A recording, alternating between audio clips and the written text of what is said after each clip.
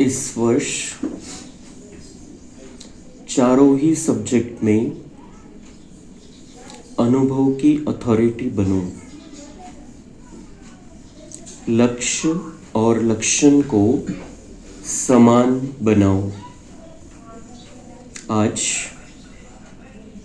बाप दादा अपने चारों ओर के संतुष्ट रहने वाले संतुष्ट मनियों को देख रहे हैं। हर एक के चेहरे पर संतुष्टता की चमक दिखाई दे रही है। संतुष्ट मनिया स्वयं को भी प्रिय है, बाप को भी प्रिय है और परिवार को भी प्रिय है, क्योंकि संतुष्टता महान शक्ति है। संतुष्टता तब धारण होती है जब सर्व प्राप्तियां प्राप्त होती है। अगर प्राप्तियां कम तो संतुष्टता भी कम होती है। संतुष्टता और शक्तियों को भी आवाहन करती है। संतुष्टता का वायुमंडल औरों को भी यथाशक्ति संतुष्टता का वाइब्रेशन देता है। जो संतुष्ट रहता है उसकी निशानी सदा प्रसन्नचित्त दिखाई देता है। सदा चेहरा हर्षित मुख स्वतः ही रहता है। संतुष्ट आत्मा के सामने कोई भी परिस्थिति स्वस्थिति को हिला नहीं सकती। कितनी भी बड़ी परिस्थिति हो, लेकिन संतुष्ट आत्मा के लिए कार्टून शो का मनोरंजन दिखाई देता है। इसलिए वह परिस्थिति में परेशान नहीं होता और परिस्थिति उसके ऊपर वार नहीं कर सकती, हार जाती है। इसलिए अति इंद्रिय सुख में मनोरंजन की जीवन अनुभव करता है। मेहनत नहीं करनी पड़ती, मनोरंजन अनुभव होता है। तो हर एक अपने को चेक करे। तो चेक करने के लिए बाबा पॉइंट्स दे रहे हैं। आपण संतुष्ट झालेलो आहोत का? आपली ती स्थिती आहे का? संतुष्टता म्हणजे काय की सर्व प्राप्तीने संपन्न असं आहे, अशी स्थिती आहे की मला आता काहीच नाही पाहिजे, अशी स्थिती कि जो पाना था सो पा लिया और कुछ पाना बाकी ही नहीं है। जो भी जीवन में रेगुलर इसमें आता जाएगा, मिल रहा है, वो बात अलग है, लेकिन मुझे कुछ चाहिए। मेरा जीवन ऐसा नहीं, ऐसा होना चाहिए था। मला इथं नाही तिथं राहायला पाहिजे होतं, असं नाही तसं व्हायला पाहिजे होतं। हे जे आहे याच्यातून आपण किती मुक्त झालेलो आहे। बाबा म्हणताय कि वो जो है संतुष्टता की जो स्थिति है, वो स्थिति ऐसी है जैसे आप सर्व प्राप्ति से संपन्न है। कुछ नहीं चाहिए आपको इस दुनिया का। हमारी संतुष्टता जो पुरुषार्थ वाली संतुष्टता है वो कभी भी कंप्लीट नहीं होनी चाहिए। वो असंतुष्टता बाकी रहनी चाहिए कि मला अजून करायचंय, अजून पुढे जायचंय, अजून पुरुषार्थ चांगला करायचा आहे, अजून मी खूप मागे, अजून कमी आहे माझ्यामध्ये, मला ती पूर्ण भरायची आहे। पुरुषार्थामध्ये असंतुष्ट पाहिजे आपण, कसं की मला अजून पाहिजे, अजून कमाई करायची आहे, बाबांचे बनलेले तर मला राजाच बनायचंय, ही असंतुष्टता पाहिजे। जे करतोय, जसं पद्धतीचा पुरुषार्थ करतोय त्याच्यापेक्षा खूप चांगला करायचा आहे, ही पॉझिटिव्ह असंतुष्टता आहे, चांगली असंतुष्टता आहे। पण या दुनियेमधलं काही पाहिजे आपल्याला, नाम मान शान काही पाहिजे, वस्तू व्यक्ती वैभव हे पाहिजे, तर ती असंतुष्टता बाबा म्हणतात ती चांगली नाहीये। तर आता आपण बाबांचे बनलेलो आहे, तर बाबा म्हणतात आपकी स्थिति ऐसी होनी चाहिए जैसे आप संतुष्ट मनिया बन गई हो। संतुष्टता की चमक आपसे दिखाई दे रही है, चेहरा चमक रहा है, हर्षित मुक्ता है, कभी भी आप परेशान नहीं होते हो, कोई भी परिस्थिति आती है विचलित नहीं होते हो, ये स्थिति। तो अगर ऐसी स्थिति है तो समस्या परेशान हो जाएगी, समस्या भाग जाएगी। अगर आप संतुष्ट है तो समस्या भाग जाएगी। समस्या टिकणारच नाही त्याच्या समोर जो सदा संतुष्ट आहे, जो समाधानी आहे। ठीक आहे, जे आहे त्याच्यामध्ये काहीतरी कल्याण आहे, ड्रामा बनलेला आहे आणि बाबा सोबत आहे। बाबांचा हात पकडलेला आहे, तर आपल्यासोबत चुकीचं काही होऊ शकत नाही. आणि झालं चुकीचं, जरी आपल्याला वाटतंय आज चुकीचं झालं, पण त्याच्या मागचं कारण मागच्या जन्मामध्ये आहे काहीतरी, मागच्या जन्माचे काही हिशोब आहे. आणि पुढे मला जर बाबांना राजा बनवायचंय, तो असंच कसं राजा बनवेल? टेस्टिंग तर होईल, टेस्टिंग होईल. तर ती टेस्टिंग समजायची, आपण आपला पेपर समजायचा आहे आणि त्याच्यामध्ये मला पास होऊन दाखवायचं आहे. ही परीक्षा आलेली ड्राम्यामध्ये, मला पास व्हायचंय.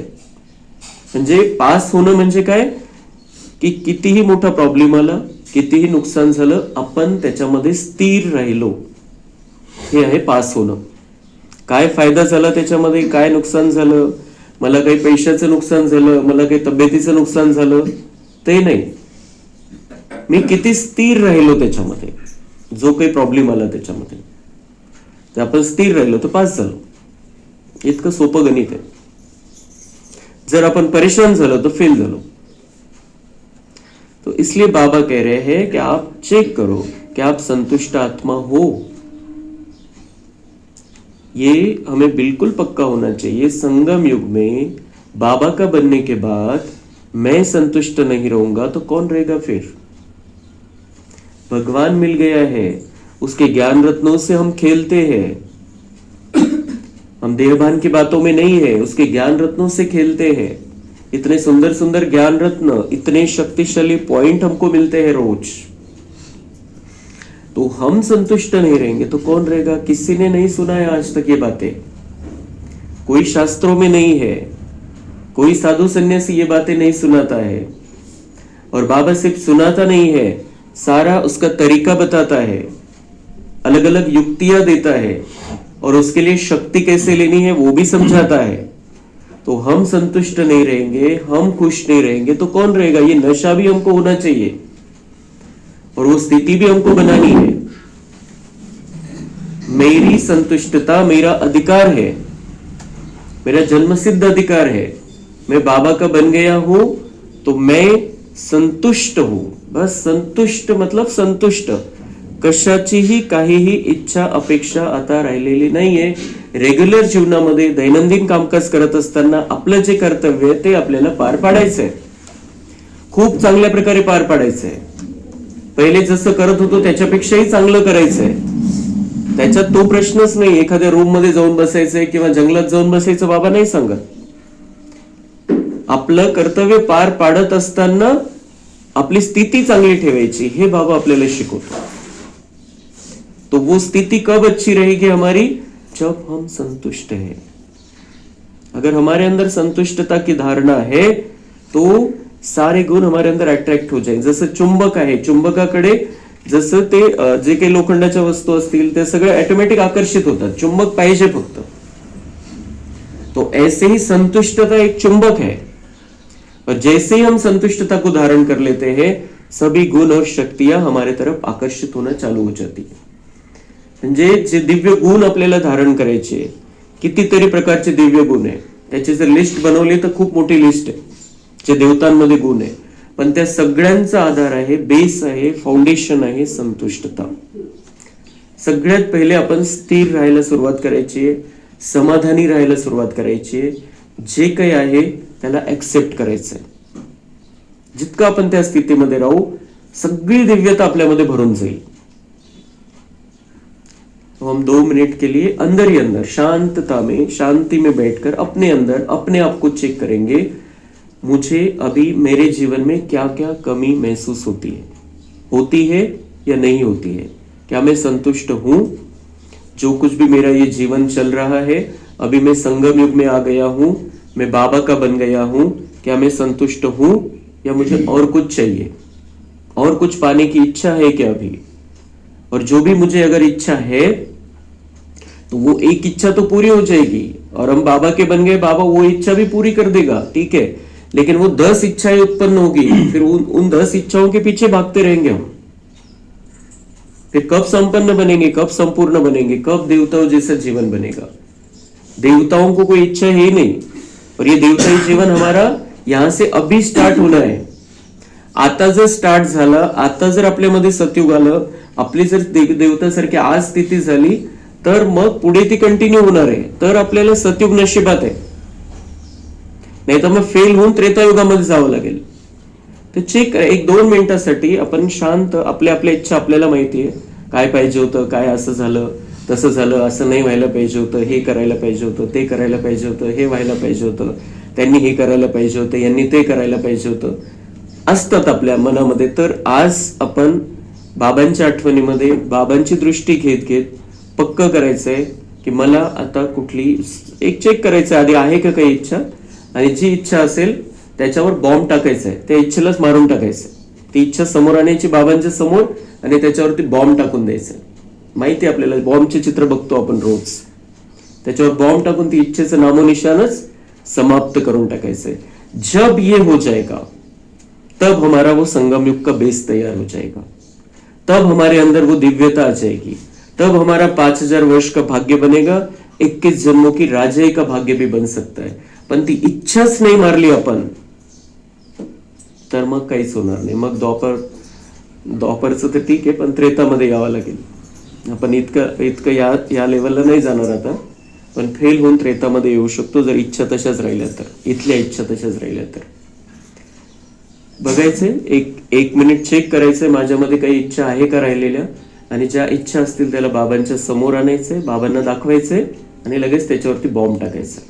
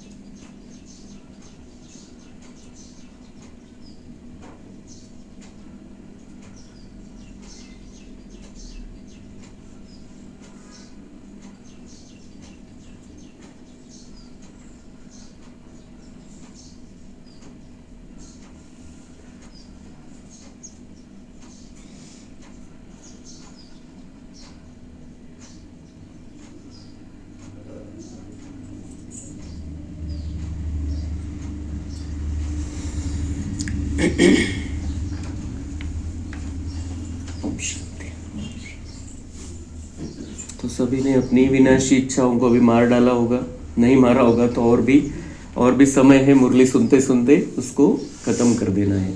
जो ह्या ज्या इच्छांना मारतोय आपण, मारायचंय तर आपण जबरदस्तीने किंवा प्रेशर करून नाही करत आहे, पण आपल्याला समज मिळालेली म्हणून, आणि आपल्याला माहिती आहे की याची प्राप्ती किती मोठी आहे म्हणून.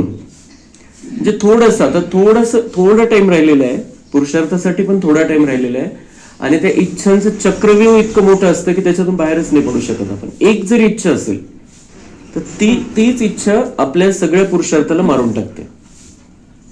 पुरुषार्थ इतका खास करायचा आपल्याला की आपण राजाही प्राप्त करू शकणार आहे, 5000 वर्षाचं भाग्य बनवायचं आहे, इतकं खास पुरुषार्थ आपल्याला करायचं आहे.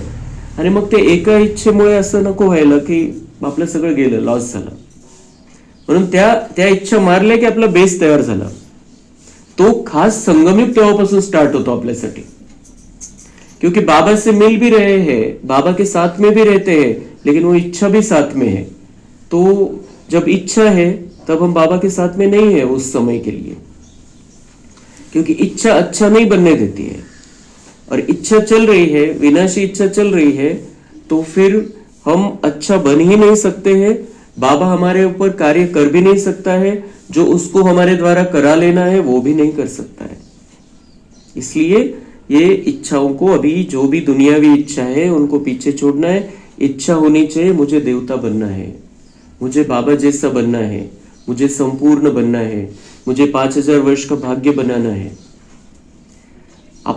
आपल्याला 5000 वर्ष पश्चाताप नाही करायचंय पुढे चालून, की मी अजून आता जसं आता पण आपण म्हणतो की काही जर प्रॉब्लेम आला, काही संकट आलं, काही झालं, तर आपण काय म्हणतो की काय पाप केलं असेल काय माहित मागच्या जन्मामध्ये. तो हमको पता है कि पिछले कर्मों का ही परिणाम है. आता क्लिअर आहे की आता आज रेकॉर्डिंग होतीये चांगली आपली, तर आपण जर आज चांगली रेकॉर्डिंग करून नाही घेणार तर मग प्रत्येक जन्मामध्ये आपण, सतयुग त्रेता तर ठीक आहे, द्वापर नंतर आपण प्रत्येक जन्मामध्ये म्हणू की आपण काय पाप केलं होतं, काय असं चूक केली असेल मी. तो पश्चातापाचा विषयच आपल्यासाठी नाही राहिला पाहिजे. तो ये बिल्कुल बहुत जरूरी बात है. जितना अगर आज की मुरली से इतनी भी धारणा हम कर ले कि मुझे अब इस दुनिया की कोई इच्छा नहीं है, तो बाबा का मुरली चलाना सफल हो जाएगा. बाबा ने ये मुरली चलाई है 2 एप्रिल 2008 में. आता आपण 2008च्या अव्यक्त मुरल्या बघतोय आणि हे लवकरच 1-2 वर्षामध्ये सगळ्या मुरल्या समाप्त होऊन जाणार आहे. अव्यक्त मुरलीची रिव्हिजन पण समाप्त होऊन जाणार आहे. तो ये बिल्कुल अंतिम समय है, अंतिम का भी अंतिम समय आ गया है. हमें ये जो 2026 है उसका संपूर्ण लाभ अगर उठाना है, बहुत बड़ा ऊंचा भाग्य बनाना है अपना, तो ये मेन धारणा हमको करनी है. संतुष्ट जीवन बनाना है, संतुष्ट स्वभाव बनाना है. अविनाशी बाप है, अविनाशी खजाने हैं. आप सब भी अविनाशी श्रेष्ठ आत्माएं हो. हमको कौन मिला है? अविनाशी बाप, जन्म जन्मांतर का हमारा पिता मिला है. और उसके पास क्या है? अविनाशी खजाने हैं. उसके पास ऐसे खजाने हैं जो कभी खत्म होते ही नहीं है. किसने कितने भी ले लिए तो भी उसके पास खत्म नहीं होने वाला है, क्योंकि वो स्थूल चीज नहीं है. और कौन से खजाने हैं? जिनके लिए दुनिया भाग रही है, मिल नहीं रहा है उनको, और मिला भी तो और दूसरा कुछ और दूसरे तरफ भागने लगते हैं. तो बाबा के पास वो 7 खजाने हैं और वो अनलिमिटेड है, और हम कितना भी उससे ले सकते हैं. और हम सब कौन है? बाबा सर्टिफिकेट दे रहा है कि आप सब भी अविनाशी श्रेष्ठ आत्माएं हो. अपने आप को शाबाश कहना है, शाबाश की देनी है कि हम कौन सी आत्माएं हैं, कि अविनाशी श्रेष्ठ आत्माएं, बाबा की चुनी हुई आत्माएं हैं, अविनाशी श्रेष्ठ आत्माएं हैं. मतलब हमारा ये जो पार्ट है संगम युग में आने का और सतयुग में देवता बनने का, ये बाबा कहते हैं अविनाशी है. ये आपका पार्ट फिक्स है.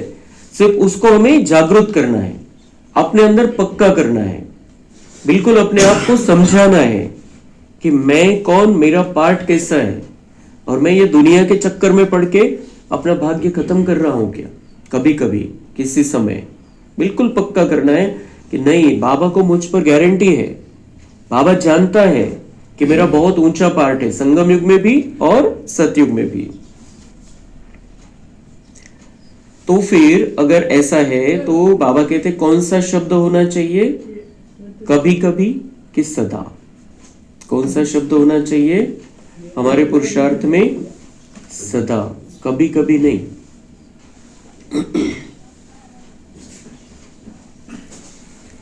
हर खजाने के आगे चेक करो, सर्व शक्तियां सदा है, सर्व गुण सदा है.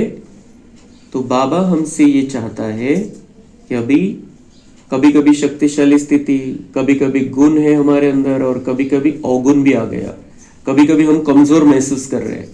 ये नहीं होना चाहिए. बाबा कहते हैं अपने ऊंचे जीवन को पहचानो. तो सर्व शक्तियां सदा है, सर्व गुण सदा है, आप सबके भक्त जब आपके गुण गाते हैं तो क्या कहते हैं? कितने मजेदार बाबा हमको समझाता है, रमणीकता से समझाता है। बाबा कहते हैं जब आपके भक्त आपके गुण गाते हैं तो क्या कहते हैं? कभी कभी गुणदाता, ऐसे कहते हैं। भक्त क्या कहते हैं? मूर्ति के सामने जाके ऐसे कहते हैं, आप कभी कभी गुणदाता हो। भक्त क्या कहते हैं मूर्ति के सामने जाके? आप सर्वगुण संपन्न हो। कभी कभी गुणदाता हो, कभी कभी आप अवगुण भी दिखाते हो अपना, ऐसे थोड़ी कहते हैं। तो बाबा कहते हैं तो आपकी ये स्थिति है, आपकी ये लेवल है कि आप सदा गुण संपन्न स्थिति में हो, कभी कभी वाले नहीं।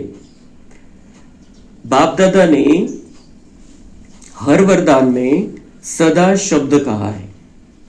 जो भी वरदान बाबा देते हैं हमको तो उसमें सदा शब्द रहता है, मतलब सदा के लिए देता है बाबा वरदान कि सदा की हमारी वो स्थिति होनी चाहिए, म्हणजे परमानेंट, टेम्पररी नहीं।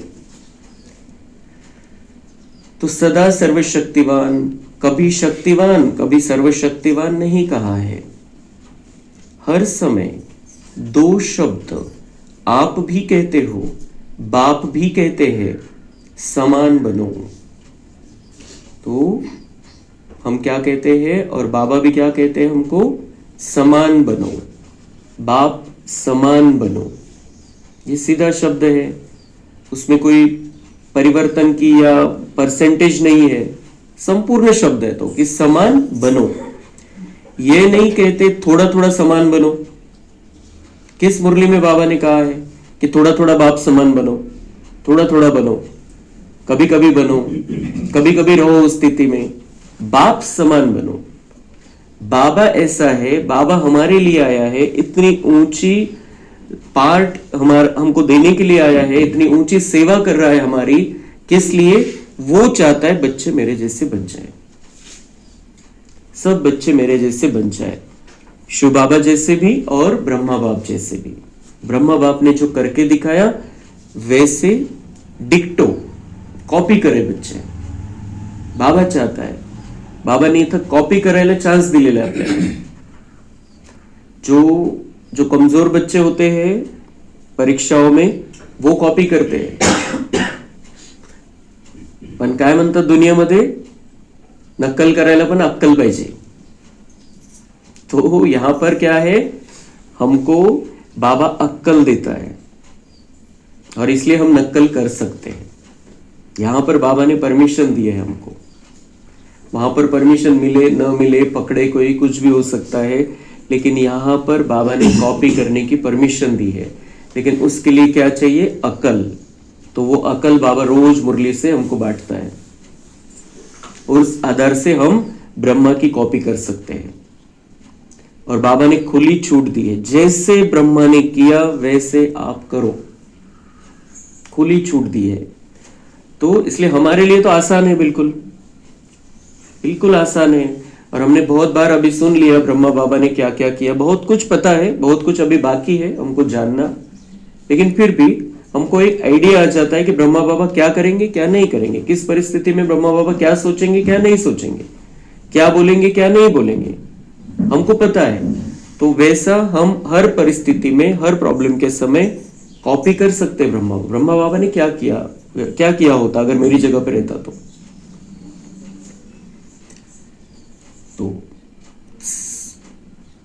संपन्न और संपूर्ण। तो बच्चे कभी कभी क्या करते हैं, क्या कहता है बाबा? संपन्न बनो और संपूर्ण बनो।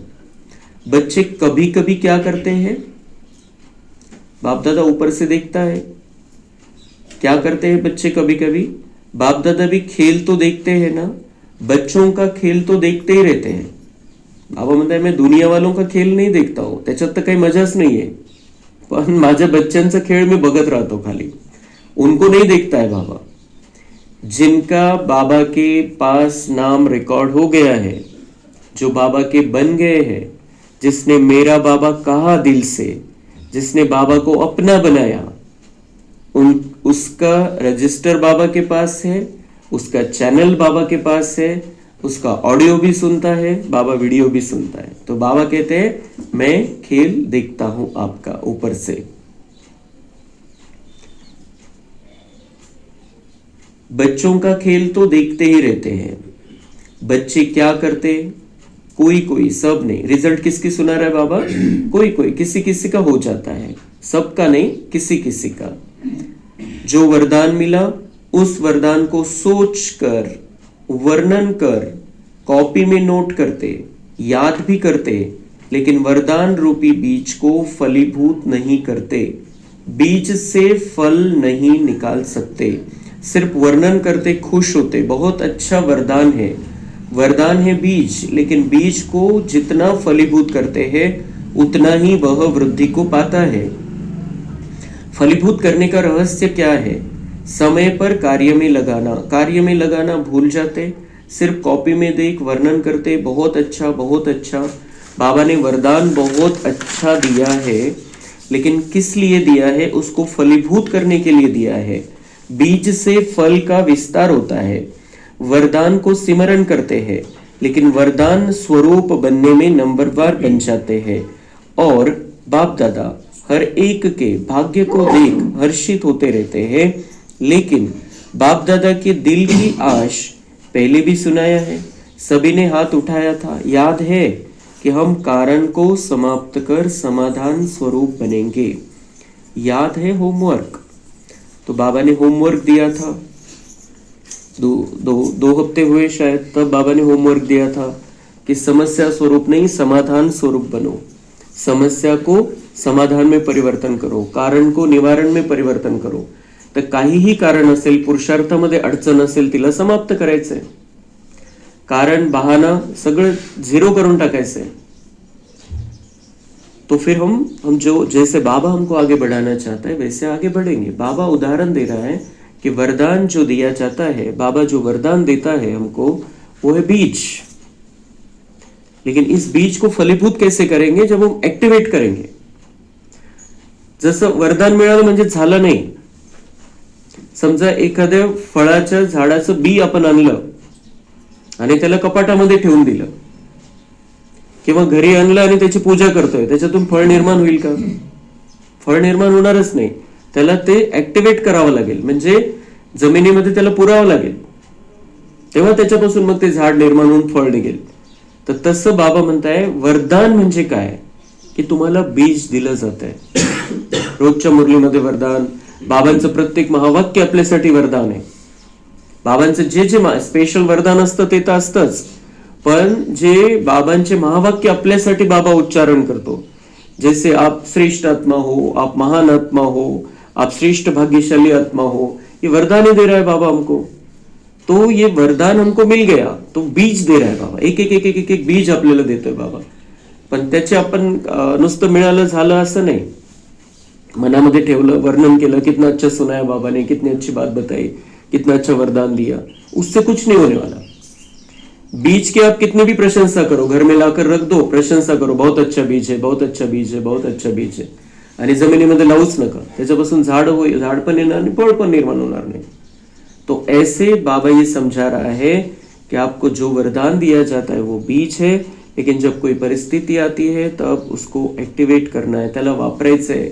बाबांनी काय समजवलेलं आहे, काय सांगितलेलं आहे, एक तर त्याच्यावरती विचारसागर मंथन आपलं चाललं पाहिजे, आणि ज्या वेळेला परिस्थिती आलेली त्यावेळेला आठवायचं बाबांनी तर मला वरदान दिलेलं आहे याच्यासाठी। जी काही परिस्थिती आली, काही सहन करण्याची परिस्थिती आलेली, काही प्रॉब्लेम आलेला आहे, तर लगेच आपलं वरदान आठवायचंय। बाबा ने कहा था आप सहनशील आत्मा हो, सहन करने वाले शहंशाह बन जाते हैं। तेव्हा आठवलं, हे वरदान आठवलं, आपली स्थिती चेंज होऊन जाईल, एक सेकंद नाही लागणार चेंज व्हायला, पण त्यावेळेला ते आठवलं पाहिजे। कोणीतरी काहीतरी बोलतोय आपल्याला, खूप जोरजोरात भांडतोय आपल्याशी, निंदा करतोय, अपमान करतोय, लगेच आठवायचं बाबांचं वरदान आहे मला, मैं सहनशील आत्मा हूं और सहन करने से शहंशाह बन जाऊंगा मैं। तो फिर जैसे ही हम स्थिर हो जाते हैं, फिर उसको हम जवाब भी दे सकते हैं, लेकिन शांति से, क्योंकि हम स्थिर हो गए अंदर से, हमने उसको, उसके पार्ट को स्वीकार लिया, हमने अपने आप को समझा दिया कि मुझे इसमें मार्क लेने, अब कि मेरा पेपर है, सामने से कुछ गलत बोल रहा है, मैं जितना स्थिर शांत रहूंगा, शांति से जवाब दूंगा, मुझे मार्क्स मिल जाएंगे, इसमें मैं पास हो जाऊंगा। तो ऐसे इस तरीके से बाबा कहते हैं कि समय पर उसको यूज करो। जो भी वरदान मिला है, जो भी बाबा के महावाक्य है, उनको हमें प्रैक्टिकल में लाना है। ये प्रैक्टिकल ज्ञान है। ये सुनने का पुण्य अलग चीज है, हम स्थिर हो जाते हैं। जब हम मुरली सुन रहे हैं तब हम स्थिर हो जाते हैं, बाबा के वाइब्रेशन में सुनते हैं तो हमको एक दिशा मिल जाती है, एक डायरेक्शन मिळता है, बाबा हमको एक स्पेशल एनर्जी देता है। पण आपल्याला खूप मोठं भाग्य बनवायचंय, वरच्या लेवलला जायचंय। जसं आपण ज्ञानरत्न रोज घेतोय, मुरली आपण ऐकतोय, खूप चांगल्या प्रकारे ऐकतोय, तर आपण साहुकार बनू। कारण ज्ञानरत्नाने संपन्न बनलं तिथं आपण साहुकार बनू। खूप चांगल्या प्रकारे आपण मुरली ऐकतोय, खूप चांगल्या स्थितीमध्ये मुरली ऐकतोय, त्याच्यावरती विचार करतोय, पण त्याला जेव्हा आपण कर्मामध्ये आणू, स्वतःसाठी पण आणि दुसऱ्यांच्या फायद्यासाठी, तेव्हा आपण राजा बनणार आहे। तो ये बिल्कुल हमको पक्का होना चाहिए, कैसा किस स्थिति से क्या क्या बनने वाले हैं हम। सिर्फ ज्ञान रत्नों को ले रहे हैं तो साहूकार बन जाएंगे, हो सकता है हम साहूकार बन जाए। जर काही चुकीचं नाही केलं, लिकेज नसेल तर आपण साहूकार बनून जाऊ तिथं। पण जितकं त्याला आपण ऍक्टिव्हेट करू, जितकं आपण प्रॅक्टिकल मध्ये वापरू, जितकं सगळ्या विश्वाच्या कल्याणासाठी हे ज्ञानाचा वापर करू, स्वतःचं कल्याण तर त्याच्यामध्ये ऑटोमॅटिक आहे, परिवाराचं कल्याण ऑटोमॅटिक आहे, पण सगळ्या विश्वाचं कल्याण होऊन जाईल तर बाबा आपल्याला राजा बनवणार आहे तिथं। वो हो जाएगा रिकॉर्डिंग, बनवणार मतलब हो जाएगा, वो रिकॉर्डिंग हमारे अंदर हो जाएगी कि हम वहां जाकर राजा बनेंगे। म्हणून इतकं पक्क करायचं आपल्याला की बाबांनी हे जे ज्ञान मला देतोय आणि रोज सांगतोय, हे कशासाठी, मला प्रॅक्टिकल करायचंय। त्या सत्संगासारखं नाही, प्रवचन ते महाराजांचं प्रवचन ऐकलं झालं, संपला विषय, तिथली तिथंच। यहां पर हमको ये साथ में लेकर जाना है, इस मुरली को हमें साथ में लेकर जाना है।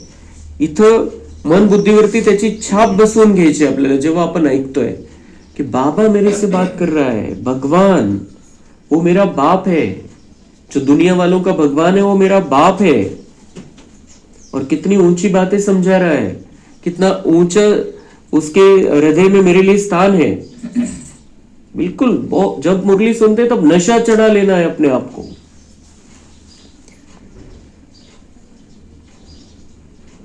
तो जो बाप दादा को शब्द अच्छा लगता है सदा, वह है, बाबा म्हणतात चेक करा, सदा परमनंट तुमची स्थिति तशी आहे का, कि कभी कभी गड़बड़ हो जाती है, चेक करो।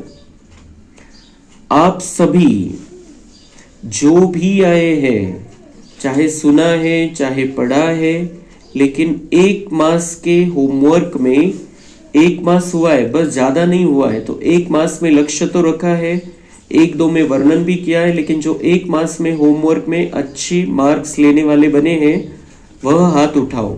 जो पास हुए हैं, पास हुए हैं, pass with honour, pass with honour उठो। पास विथ ऑनर का दर्शन करना चाहिए ना। तो बाबा कहते हैं जो होमवर्क दिया था, कारण को निवारण में परिवर्तन करो, समस्या को समाधान में परिवर्तन करो, तो कितनों ने किया।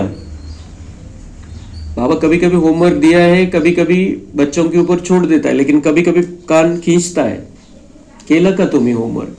जसं तिकीट चेकर असं नाही, आपण रेल्वेमध्ये जातोय तो वर्षातून एखाद्या वेळेसच येतो चेक करायला तिकीट। बरेच जण विदाउट तिकीट निघून जातात, पण कधी कधी येतो तेव्हा मग सगळी कसर निघून जाते। तो ऐसे बाबा हमको ऐसा नहीं, आपल्याला माहिती आहे की बाबांनी किती वेळा होमवर्क दिली, पुढच्या वेळेला विचारतच नाही, पण अचानक बच्चांना वाटतं देतो बाबा होमवर्क, ठीक है। तो लेकिन जो भी बाबा होमवर्क देता है मुरली से, उसको हमें हमारे फायदे के लिए, नहीं किया तो बाबा को क्या फर्क पड़ने वाला है, हमारा नुकसान हो जाता है। इसलिए अभी जो होमवर्क हमें मुरली से, अभी आज संतुष्टता का होमवर्क है, इसको धारण कर लेना है, सभी इच्छाओं को समाप्त कर देना है। अभी ये जो था समस्या को समाधान, कारण को निवारण, ये बहानेबाजी को समाप्त करना, ये बिल्कुल हमको पक्का होना चाहिए कि हमारे लिए अभी बहानेबाजी का खेल कंप्लीट बंद हो गया है। अभी जो भी करना है बहुत निश्चय से करना है, बाबा पर विश्वास रख के करना है, अपने पार्ट पर विश्वास रख के करना है। तो ये जो है ये खत्म हो जाएगा, समस्या का बहाना देना खत्म हो जाएगा। बाप दादा मुस्कुराता है कि जब बाप दादा पूछते हैं कि बाप दादा से प्यार किसका है और कितना है, तो क्या जवाब देते हैं, बाबा इतना है जो कह नहीं सकते। कैसा जवाब देते बच्चे? बाबा पूछता है बाप दादा से प्यार कितना है और किसका है और कितना है, तो उत्तर काय येतं? सांगू शकत नाही आम्ही, इतकं प्रेम है। और बाबा को ये शब्द सुन के अच्छा लगता है, बहुत प्यार करते हैं बच्चे। तो लेकिन बाबा कहते जवाब बहुत अच्छा देते हैं, बाप दादा भी खुश हो जाते हैं, लेकिन बाबा कहते सबूत चाहिए इसका। शब्दों की बात नहीं है, लेकिन प्यार का सबूत क्या? आजकल की दुनिया में बॉडी कॉन्शियस के प्यार वाले तो जान भी कुर्बान कर देते हैं। परमात्मा प्यार के पीछे मुश्किल का अनुभव क्यों? बाप ने कहा और बच्चे ने किया। गीत तो बहुत अच्छे अच्छे गाते हो बाबा, हम सब कुछ न्योछावर करने वाले परवाने हैं, क्षमा पर फिदा होने वाले हैं, तो यह कारण शब्द को स्वाहा नहीं कर सकते। तर बाबा म्हणताय की दुनियेमध्ये मला प्रेमाचं सबूत पाहिजे, तुमच्या पुरावा पाहिजे। दुनियामध्ये जे देहभानवालं प्रेम आहे, ज्याला म्हणतात आंधळं प्रेम, बाबा म्हणतात त्याच्यामध्ये म्हणजे स्वतःचं शरीर समाप्त करायला पण मागे पुढे बघत नाही। इथं तर बाबा म्हणताय काय पाहिजे मला? तुमचं माझ्यावरती प्रेम आहे, तुम्ही माझ्यावर प्रेम करता, मग हे जे बाबांच्या प्रेमामुळे प्राप्ती किती मोठी आहे हे माहीत असून सुद्धा मुश्किल का बरं आहे? त्याच्यामध्ये काय प्राप्ती आहे? आणि ते प्रेम करतात एकमेकांवरती आणि एकमेकांना संपवून टाकतात, त्याच्यातून काय प्राप्ती होणार आहे? तरी सुद्धा बाबा म्हणते न्योछावर हो जाते हैं एक दूसरे पर, कुछ प्राप्ति नहीं है। यहां पर तो कितनी बड़ी प्राप्ति है, तो इसमें बाबा कहते मुश्किल क्यों अनुभव होता है? और क्या चाहता है बाबा? बाबा कहते हैं कि जो अभी आप जो गीत गाते हो, बड़े अच्छे अच्छे गीत बनाए हैं, बहुत अच्छी अच्छी भावनाएं व्यक्त करते हैं बच्चे कि हम कौन है, हम क्षमा पर कुर्बान होने वाले परवाने हैं। तो फिर बाबा कहते मुझे कुर्बानी किस बात की चाहिए आपकी? आपका शरीर नहीं चाहता हूं मैं, शरीर को नहीं खत्म करना है, उल्टा इस शरीर को संभालो, इस शरीर में रहते हुए अपना पुरुषार्थ करो। तो बाबा कहते क्या आप कारण शब्द को समाप्त नहीं कर सकते? शब्दाच्या समाप्तीचा विषय नाहीये। बाबा म्हणते कारण काढून टाका। पुरुषार्थामध्ये जी अडचण आहे, निर्णय घेण्यामध्ये जी अडचण आहे, तुम्हाला वाटतं अडचण आहे, बाबा म्हणते क्या मेरे प्यार में उसको समाप्त नहीं कर सकते? कारणावरतीच बॉम्ब गोळा टाकून द्या, समाप्त कर डालो उसको, रखना ही नहीं, जलाकर खाक कर दो। कुछ भी कारण है जो मुझे आगे नहीं बढ़ने दे रहा है, जो मुझे संगम युग में आने से रोक रहा है, पूरी तरह से संगम युग में नहीं हूं मैं, कभी संगम में कभी कलयुग में, ऐसा नहीं होना चाहिए हमारा जीवन।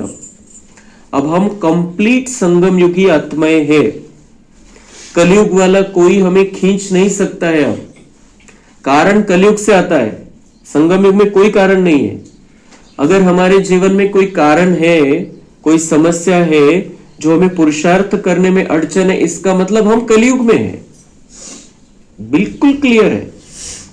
अगर हम संगम युगी आत्मा है तो कारण ही नहीं है, कुछ कारण की हिम्मत नहीं है कि हमें रोक सके। इसलिए संगम युगी आत्मा बनकर कलयुग वाले कारण को समाप्त कर देना है, बिल्कुल पक्का होना चाहिए। क्योंकि और क्यों समाप्त करना है?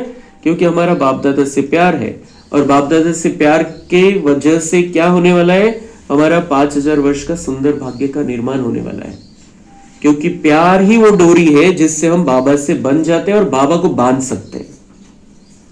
अगर प्यार ही नहीं है बाबा से, शब्दों वाला प्यार नहीं, एक्चुअल मध्ये, तो फिर बाबा की जो प्यार की डोरी है उससे हम बहुत ऊंचे उड़ जाएंगे, हम बहुत सुंदर हमारा पुरुषार्थ होता रहेगा। आप लोग कहते हो ना समय की पुकार है, भक्तों की पुकार, समय की पुकार, दुखी आत्माओं की पुकार, आपके स्नेही सहयोगी आत्माओं की पुकार आप ही पूर्ण करेंगे ना? तो पुकार तो सबकी है, सब पुकार रहे, सब परेशान है, सब चिल्ला रहे, भक्त पुकार रहे, समय पुकार रहा है, दुखी आत्माएं पुकार रही है, हमारे स्नेही सहयोगी है, हमारे परिवार वाले हैं, जो हमारे रिश्तेदार है, सब परेशान है, कोई ना कोई प्रॉब्लम है। तो बाबा कहते हैं तो उनकी पुकार को पूर्ण कौन करेगा? आपका कर्तव्य, आप भगवान के बने हो, भगवान के बच्चे हो, भगवान की गोदी में आप आ गए हो, तो उनकी जो चिल्लाना है, जो परेशान होना है, उसको दूर करने वाले कौन? आप ही तो हो। आपका टाइटल क्या है? आपका कर्तव्य क्या है? किस कर्तव्य के लिए ब्राह्मण बने? भगवान हमें कितना ऊंचा उठा रहा है। हम मूर्ति के सामने जाके गिड़गिड़ाते थे, ऐसा कर दो इनका, ऐसा कर दो इनका, भला कर दो, ये कर दो, फिर मैं जाप करूंगा, मैं ये चढ़ावा चढ़ाऊंगा, मैं दान दूंगा। और बाबा क्या कह रहे हैं? ये आपका कर्तव्य है, आपको पुकार सुननी है उनकी।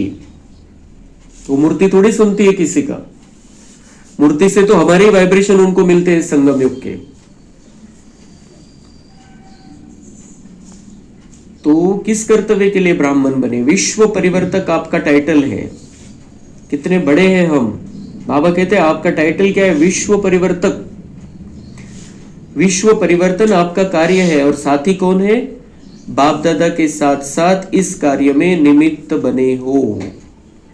बाप दादा के साथ साथ इस कार्य में निमित्त बने हो। हम किसके साथी हैं? दुनिया की सबसे बड़ी 2 अथॉरिटी, जिनसे बड़ा कोई भी नहीं है। शिव बाबा निराकार परमपिता परमात्मा, सर्वधर्म की सभी आत्माओं का बाप, और ब्रह्मा बाबा इस मनुष्य सृष्टि का सबसे ऊंचा, सबसे बड़ा पूर्वज। उसके हम बने हैं। वो उसके उनके साथ में रहते हुए हमको विश्व परिवर्तन का कार्य करना है। तो क्या करना है? अभी भी हाथ उठवाएंगे, करेंगे, तो हाथ तो सभी उठा देते हैं। तो बाबा कहते हैं हाथ तो सभी, सभा में अगर बाबा हाथ उठवाए तो हाथ तो उठा देते हैं। लक्ष्य रखा है। बाप दादा ने देखा टोटल इस वर्ष की सीजन में सभी ने संकल्प किया, लेकिन सफलता की चाबी दृढ़ता करना ही है। उसके बजाय कभी कभी कर रहे, चल रहे, कर ही लेंगे। यह संकल्प दृढ़ता को साधारण बना देता है। दृढ़ता में कारण शब्द आता ही नहीं है, निवारण हो जाता है। कारण आते भी है, लेकिन चेकिंग होने के कारण कारण निवारण में बदल जाता है।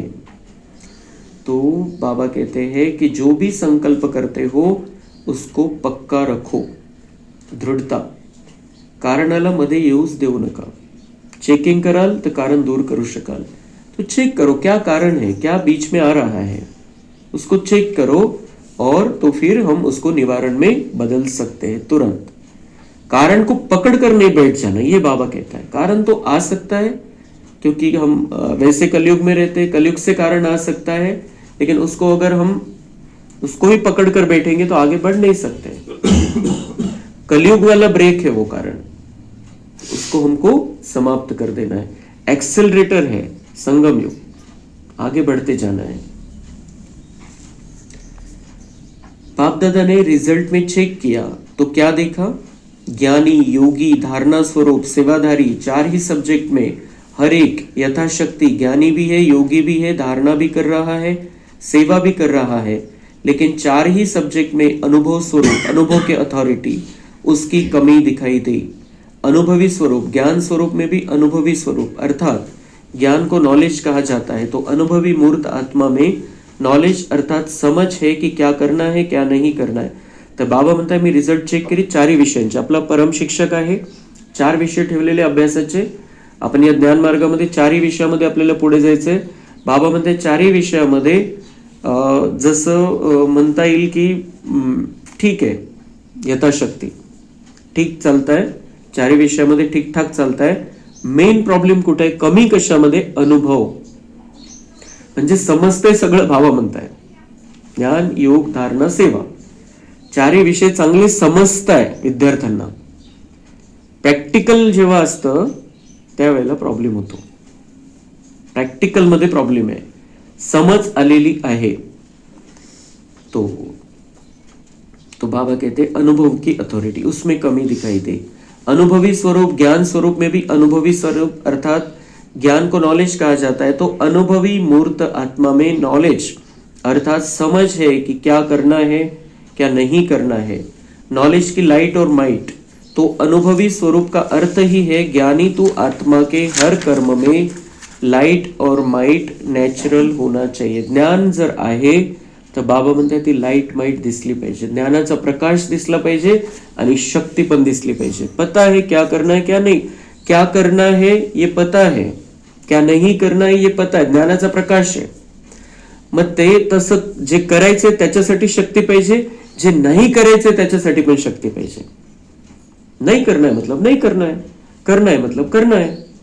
तो लाइट माइट दिखाई देनी चाहिए. अगर ज्ञान है तो ज्ञान का प्रकाश है तो शक्ति भी चाहिए करने के लिए और नहीं करने के लिए भी. ज्ञानी माना ज्ञान, नॉलेज को जानना, वर्णन करना, उसके साथ साथ हर कर्म में लाइट माइट हो. जानना सिर्फ ज्ञान को, उसका वर्णन करना, दूसरों को सुनाना, उसके साथ साथ क्या हो, वो दिखाई दे, शक्ति दिखाई दे, शक्ति स्वरूप बनना है. अनुभवी स्वरूप से हर कर्म नेचुरल, श्रेष्ठ और सफल होगा. मेहनत नहीं करनी पड़ेगी क्योंकि ज्ञान के अनुभवी मूर्त है. अनुभव की अथॉरिटी सब अथॉरिटी से श्रेष्ठ आहे. तर बाबा म्हणताय हे जे प्रॅक्टिकल मध्ये तुम्ही आणाल तर तो जो अनुभव आहे तो मग वेगवेगळ्या परिस्थितीमध्ये तुम्हाला कामात येईल. ज्ञान आहे, समज आहे, पण त्याला वापरतच नाही आपण, तर मग पुढे एका वेळेला अनेक पेपर येतील, अनेक परीक्षा द्याव्या लागतील, अनेक परिस्थिती येईल, तर त्यावेळेला आपल्याला त्याच्यातून निघता आलं पाहिजे, त्याच्यामध्ये पास होता आलं पाहिजे, त्याच्यामध्ये मार्क्स घेता आलं पाहिजे, पुढे जाता आलं पाहिजे. तो नुसतं ज्ञानाला घेऊन ठेवून द्यायचं नाहीये, त्याचं यूज करायचं प्रॅक्टिकल मध्ये. लगेच कोणती परिस्थिती आली, काही प्रॉब्लेम आला, काही प्रश्न समोर, बाबांनी काय सांगितलेले हे पहिले आलं पाहिजे मनामध्ये. बाबा ही अभी हमारे जीवन का आधार होना चाहिए, बाबा की मुरली हमारे जीवन का आधार होना चाहिए. हर बात की क्लैरिटी है मुरली के अंदर, हर बात क्लियर समझाता है बाबा, क्या करना है क्या नहीं करना है, क्या करना चाहिए क्या नहीं करना चाहिए. हर बात असं एकही सिच्युएशन नाही की बाबाने सांगितलेलंच नाही आता मी काय करू याच्यामध्ये. क्योंकि बाबा जो हमको समझाता है वो 7 गुणों में स्थित होना समझाता है और विकारों से दूर रहना सिखाता है. तर सगळ्यात पहिले तर आपल्याला हे आलं पाहिजे की मला या 7 गुणांपैकी कोणत्या गुणाला तिथं वापरायचंय. 7 गुणामध्ये एक शक्ती पण आहे आणि शक्तीमध्ये अष्टशक्ती आहे. तर मला कोणता गुण वापरायचा आहे, कोणती शक्ती वापरायची या वेळेला, आणि हा जसं विकारांचा प्रभाव होतोय त्याच्यापासून कसं दूर राहायचंय. ये मतलब हर परिस्थिती में हम इसको लगा सकते हैं. बाबांच्या ज्ञानाला आपल्या आत्मिक स्थितीला प्रत्येक परिस्थितीशी आपण जोडू शकतो. बिलकुल पक्का आपल्याला पाहिजे की मला बाबांनी सांगितलेलंच आहे की यावेळेला काय करायचंय, आणि बाबांनी सांगितलेले तुम्ही माझ्या या श्रीमतचं पालन कराल तर जिम्मेदार मी आहे. जर आपण 7 गुणांच्या स्थितीमध्ये आणि निर्विकारी स्थितीमध्ये राहून बाबांच्या आठवणीमध्ये काही पण करतोय तर जिम्मेदार बाबा आहे. त्यामुळे त्याच्यामध्ये आपल्याला वाटलं की नुकसान झालं, काहीतरी आपण बोललोच नाही म्हणून नुकसान झालं, आपण थोडंसं आपल्यामध्ये लोभ नव्हता किंवा काही म्हणून आपल्या पैशाचं नुकसान झालं, बाबा कहते हैं उसकी कसर निकल जाएगी. मैं जिम्मेदार हूं. जैसे हमें संतुष्ट रहना है, संतुष्ट रहना बाबा सिखाता है, तो संतुष्टता की धारणा से जो भी कुछ दुनियावी इच्छाओं में हमको लगता है कि ये हो सकता था लेकिन नहीं हुआ, नहीं किया मैंने, अगर मैं इतना और कर लेता तो इतनी कमाई ज्यादा हो जाती थी, क्योंकि मैं संतुष्ट हूं तो मैं ज्यादा विस्तार नहीं किया, ज्यादा कमाई नहीं की. तो लेकिन अगर हमने बाबा की श्रीमत का पालन किया है, ज्यादा विस्तार में नहीं गए हैं, संतुष्ट रहते हैं, तो हमारी जन्म जन्मांतर की कमाई जमा हो गई. एक तो हम स्थिर हुए, दूसरों को वैसे वाइब्रेशन दिए हमने. आणि अजून त्याच्यामध्ये एक विशेष गोष्ट की जितकं आपण स्थिर राहू, जितकं आपण शांत राहू, जितकं आपण संतुष्ट राहू, जे आपल्यासाठी आवश्यक आहे ते बाबा करणार, हा निश्चय. माझ्या इच्छा काही असू शकतात, इच्छा नाही पूर्ण करणार बाबा. इच्छा त्या सगळ्या सत्युगामध्ये जे नाही ते जे ज्याचं आपण कल्पना नाही केली ते सगळं प्राप्त होणार आहे. इथं माझ्यासाठी काय चांगलंय ते बाबा जरूर करणार आहे.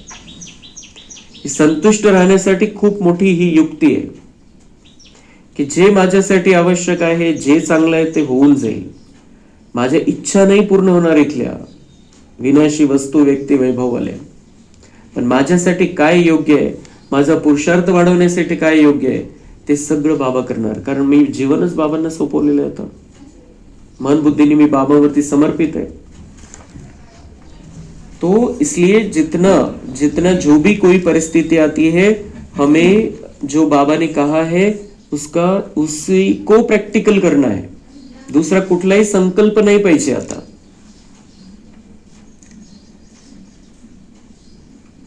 तो ज्ञान को जानना और ज्ञान के अनुभव स्वरूप की अथॉरिटी में हर कर्म करना, उसमें अंतर है. तो अनुभवी स्वरूप है, चेक करो. 4 ही सब्जेक्ट में आत्मा हूं, लेकिन अनुभवी स्वरूप होके हर कर्म करते हैं.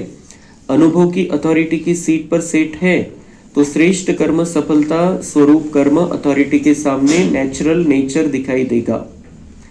तो बाबा कहते वो नेचुरल हो जाएगा. जितना आप ज्ञान को लेते हो, अनुभव में लाते हो, तो तुमचा स्वभाव बनत जाईल. तो तुम्हाला काही मेहनत नाही करावी लागणार. जितका आपण थोड्या थोड्या गोष्टीमध्ये ज्ञान वापरायला सुरुवात केली, तर आपला स्वभावच तो बनत जाईल की मला बस ज्ञानानुसारच चालायचं. ऑटोमॅटिक होऊन जाईल ते. सोचते हो लेकिन अनुभवी स्वरूप बनना, योग युक्त राजयुक्त नेचर हो जाए, नेचुरल हो जाए.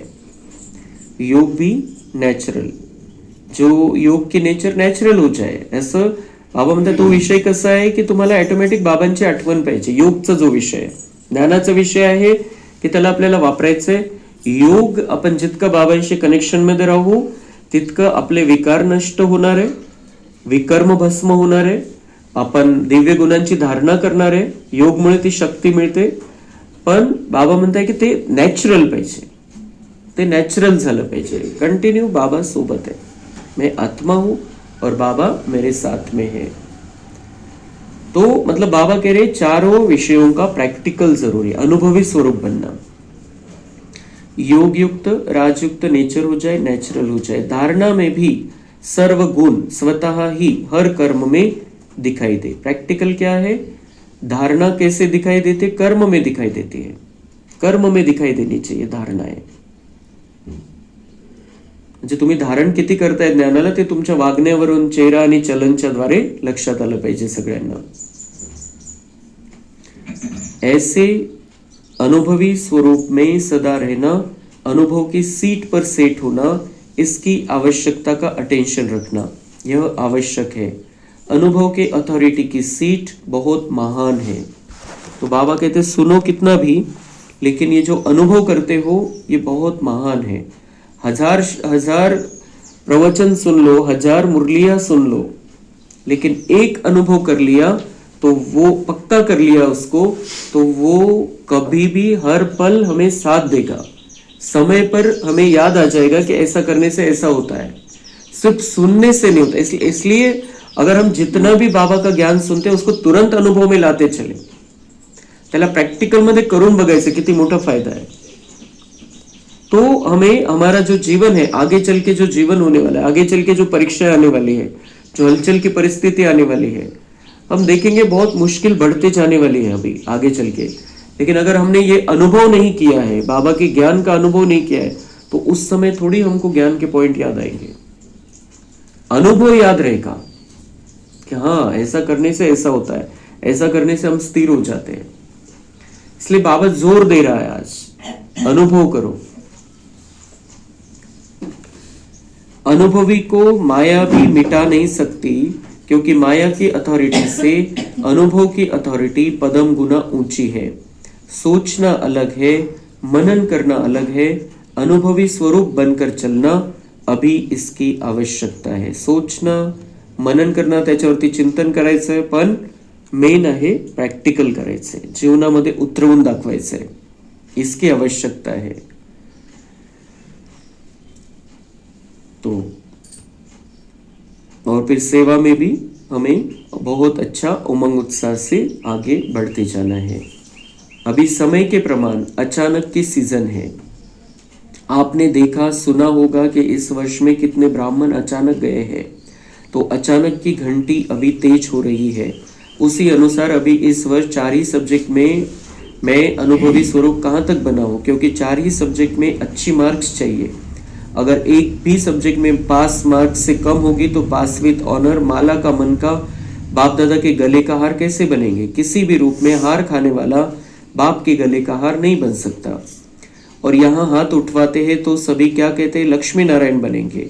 चलो, लक्ष्मी नारायण व लक्ष्मी नारायण के परिवार में साथी वह भी बनना श्रेष्ठ पद है। इसलिए बाप दादा सिर्फ एक शब्द कहते हैं, अभी तीव्र गति से उड़ती कला में उड़ते रहो और अपनी उड़ती कला के वाइब्रेशन से वायुमंडल में सहयोग का वायुमंडल फैलाओ।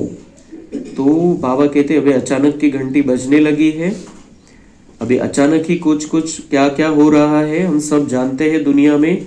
तो बाबा कहते हैं कि अभी अगर एक भी सब्जेक्ट में कुछ कमी है तो पास विद सन्मान से पास नहीं होना, बाबा के गले का हार नहीं बनेंगे। फिर जो हार खाएंगे वो फिर क्या बनेगा, उनका क्या उनका लाइफ रहेगा, अभी का भी और आगे का भी। इसलिए अभी हारना नहीं है, ये माया हराने का प्रयत्न करेगी, हमें हारना नहीं है, हमें बाबा के गले का हार बनना है। हारना नहीं है, बाबा के गले का हार बनना है। और उसके लिए चारों ही सब्जेक्ट में हमको पास होना है। जो जैसे बाबा कहते हैं हाथ उठवाते हैं तो सभी क्या कहेंगे, लक्ष्मी नारायण बनेंगे, हम लक्ष्मी नारायण बनेंगे। 20 तारीख की साकार मुरली में बाबा ने बताया था कि सभी हाथ उठवाते हैं कि हम लक्ष्मी नारायण बनेंगे, लेकिन क्या वैसे लक्षण है? हाथ तो उठवा देते हैं कि हम लक्ष्मी नारायण बनेंगे। बाबांनी त्या दिवशी सांगितलं होतं की जो विद्यार्थी असतात शाळेमध्ये त्यांना माहिती आहे आपल्यामध्ये तेवढं नाहीये, आपला अभ्यास तेवढा झालेला नाहीये, त्यांना पण समजतं की आपण फेल होणार है। लेकिन यहाँ पर तो अगर बाबा हाथ उठवाता है तो सभी लक्ष्मी नारायण बनने में हाथ उठा देते हैं।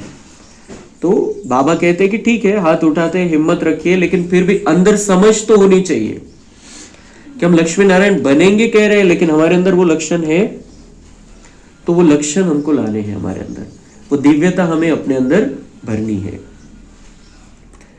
आणि जे मिलनच्या मुरलीमध्ये बाबांनी सांगितलं होतं तो पॉइंट कि अभी तीव्र गति से, बाप दादा सिर्फ एक शब्द कहते हैं, अभी तीव्र गति से उड़ती कला में उड़ते रहो और अपने उड़ती कला के वाइब्रेशन से वायुमंडल में सहयोग का वायुमंडल फैलाओ। सहयोग का वायुमंडल फैलाओ। बाबा ने उस मुरली में कहा था तीव्र पुरुषार्थ का वायुमंडल फैलाओ।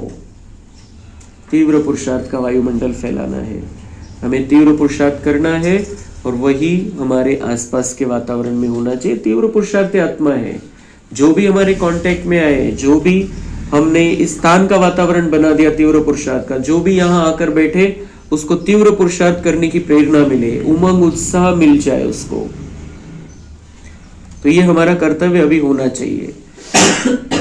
क्या जब प्रकृति के लिए आप सबने चैलेंज की है कि प्रकृति को भी परिवर्तन करके ही छोड़ेंगे, है ना वायदा किया है, तो बाबा कहते हैं कि तो क्या अपने हमजिन्स मनुष्यात्माओं को दुख और अशांति से परिवर्तन नहीं कर सकते?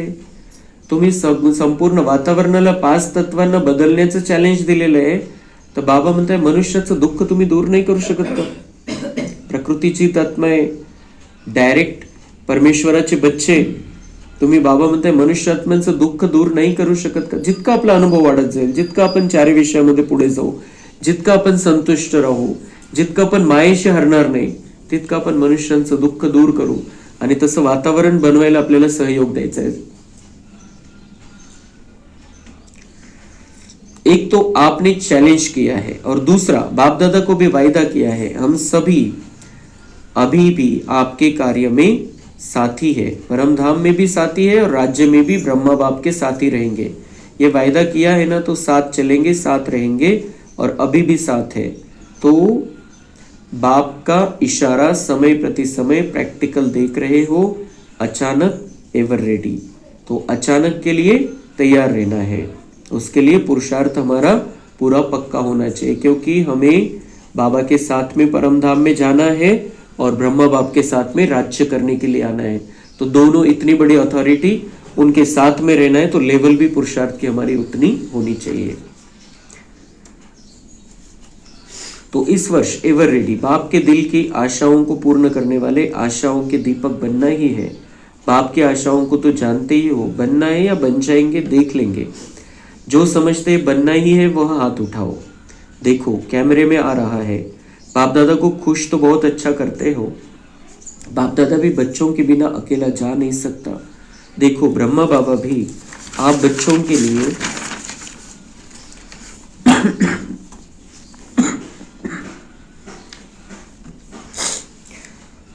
मुक्ति का गेट खोलने के लिए इंतजार कर रहे हैं। एडवांस पार्टी भी इंतजार कर रही है। आप इंतजाम करने वाले हो, आप इंतजार करने वाले नहीं, इंतजाम करने वाले हैं। तो इस वर्ष लक्ष्य रखो कि लेकिन लक्ष्य और लक्षण को समान रखना। ऐसे नहीं हो लक्ष्य बहुत ऊंचा और लक्षण में कमजोरी। नहीं, लक्ष्य और लक्षण समान हो। जो आपके दिल के आशय समान बनने की वह तब पूर्ण होगी जब लक्ष्य और लक्षण समान होंगे।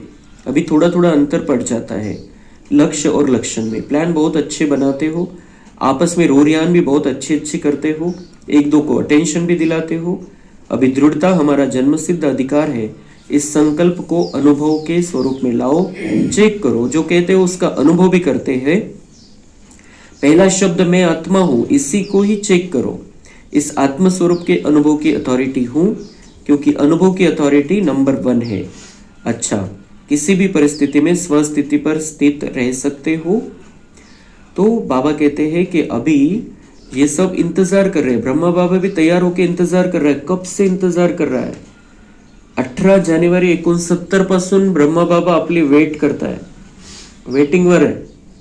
एडवांस पार्टी वेटिंग वर है कि कब तैयार हो जाएंगे, कब हमको मुक्तिधाम के गेट खोलने हैं, कब स्वर्ग आएगा। कितनी वेटिंग बाबा म्हणतात, किती इंतजार करायला लावणार त्यांना, किती वेटिंग वर ठेवणार।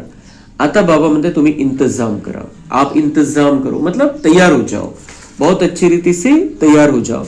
और उसके लिए क्या चाहिए? लक्ष्य है हमारा लक्ष्मी नारायण जैसा बनना है, तो वैसे लक्षण भी आपके अंदर होने चाहिए। बाबा जैसा बनना है, निराकार शिव बाबा जैसा बनना है, साकार में जो ब्रह्मा बाबा ने किया वैसा करना है, और हमको फरिश्ता बन के दिखाना है। जैसे उस मुरली में बाबा ने कहा, मिलन की मुरली में भी कहा कि आपको फरिश्ता बन के दिखाना है यहां पर ही। ऐसा नहीं कि सूक्ष्म वतन में जाकर फरिश्ता बनेंगे, इथंच ती स्थिती आपल्याला बनवायची है। तो लक्ष्य है हमारा अभी तो फरिश्ता बनना, फरिश्ता सो देवता बनना। लेकिन उसके लिए पहले बाबा म्हणता है चेक करो क्या पहला पाठ पक्का हुआ है आत्मस्थिति का। जितना हमारा आत्मस्थिति का पाठ पक्का होगा, हम अपने आप को आत्मा समझेंगे, दूसरों को आत्मा देखेंगे, आत्मा का अनुभव करेंगे, आत्मा के 7 गुणों में स्थित रहेंगे, निर्विकारी स्थिति में रहेंगे, विकारों से दूर रहेंगे, तो हमारा जो ये ऊंचा लक्ष्य है उसको हम प्राप्त कर लेंगे। फरिश्ता बनना, बाबा के साथ में परम धाम में जाना, देवता की स्थिति क्वालिटी बनाना, ब्रह्मा बाबा के साथ में राज्य में आना, लक्ष्मी नारायण के राज्य में रहना, श्री कृष्ण के साथ राधा के साथ रास करना, ये सब हमारे लक्ष्य है। हमको पहले जन्म में आना है, स्टार्ट में आना है, सत्युग को स्टार्ट करने वाली हम आत्माएं है। तो ते केवळ जेव्हा आपण सगळ्यात पहिले आपल्याला ही स्थिति पक्की करायची है, आत्मिक स्थिति। हर पल हमें ये याद रहना चाहिए, मैं आत्मा हूं। कौन सी आत्मा हूं? कितनी महान आत्मा हूं, बाबा की चुनी हुई आत्मा हूं, और आत्मा बनकर अंदर बैठना है, बिल्कुल प्रकृति में अवतरित आत्मा के रूप में विराजमान रहना है। आत्मिक स्थिति के द्वारा ही हम अपना जो पुरुषार्थ है वो बहुत अच्छी रीति से कर सकते हैं। 5000 वर्ष का भाग्य बहुत अच्छा हम बना सकते हैं। खूप मोठी प्राप्ती आहे, सगळं काही करायचंय। आणि मग आत्मिक स्थितीसाठी पण काय पाहिजे? संतुष्टता। अगर संतुष्टता नहीं है तो आत्मिक स्थिति भी बन नहीं सकती है। आपण आत्मिक स्थितीमध्ये नाहीच आहे जर इच्छा राहिलेली काही तर ऐसा होना चाहिए, वैसा होना चाहिए, ये सब है तो हमारी आत्मिक स्थिति पहला पाठ ही पक्का नहीं है। तो जितना हम इस संतुष्टता को धारण करेंगे उतना आत्मिक स्थिति भी आती जाएगी। आत्मिक स्थिति जितनी रहेगी उतनी संतुष्टता की भी धारणा होगी। दोनों का इंटरकनेक्शन है, दोनों को साथ में हमको चलाना है। तो आज की मुरली से हमें ये धारणा लेनी है, मुख्य मुझे आत्मिक स्थिति में रहना है, संतुष्ट रहना है। तो जो हमारा ऊंचा लक्ष्य है, इतना बड़ा भाग्य हमको बनाना है, अपना भी और दुनिया का कल्याण करना है, विश्व के सभी आत्माओं का 800 करोड़ आत्माओं का कल्याण करना है, विश्व परिवर्तन में बाप दादा का साथी बनना है, ये सब हो जाएगा। फक्त 2 गोष्टीवरती अटेन्शन, आत्मिक स्थिति आणि संतुष्टता. अच्छा, चारों ओर के अति लवली, सदा बाप के लव में लीन रहने वाले, सदा स्वमानधारी, स्वराज्यधारी विशेष आत्माओं को, चारों ओर के उमंग उत्साह के पंखों से उड़ने वाले और अपने मन के वाइब्रेशन से वायुमंडल को शांत और श्रेष्ठ बनाने वाले, सभी को बाप का संदेश दे दुख से छुड़ाकर मुक्ति का वर्षा दिलाने वाले, सदा दृढ़ता द्वारा सफलता प्राप्त करने वाले, ऐसे चारों ओर के दिल के समीप रहने वाले और सम्मुख आने वाले सभी बच्चों को दिल का दुलार और दिल की दुआएं, याद, प्यार और नमस्ते.